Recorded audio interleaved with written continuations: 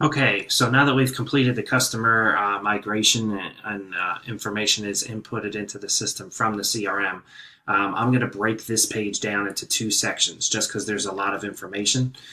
So just like normal, we'll select who's creating the purchase order. So it'll be me, and then I need to type in my email address. So just make sure you type it in correctly with no mistakes, which territory it's sold in, which is very similar to what we're familiar with in the past, and then any specific production notes for this order that the factory needs to know.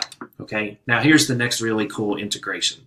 So what this will do is when we hit submit and this gets sent to us via email for our purchase order, it will automatically create a new deal in the CRM.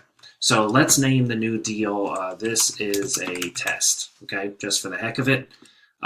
We'll select whether it's new or existing business. All these questions are identical to the questions you would be asked in the deal section of the CRM. We're just taking care of them all at the same time and linking it up to Tony Fisher, who I typed in on the previous screen. So let's say that this is existing business.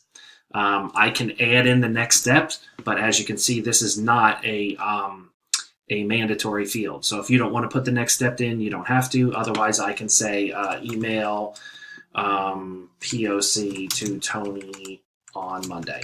Okay. Then I can select the vehicle type. In this case, we know that we're building an ambulance. So the only option that it gives us is ambulance.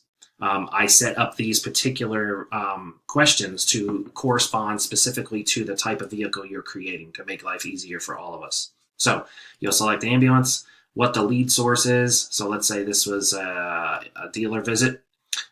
What industry it's in. Obviously, it only has the industries that pertain to ambulances. So let's say it's an EMS service, and then the total cost of the vehicle. You will need to type this in order to have this amount populate into the CRM. So all you need to do is scroll to the very bottom, see what your current total is, which is $59,300, and just type that into your field right here. So type 59,300, and that will automatically populate within the system in the CRM.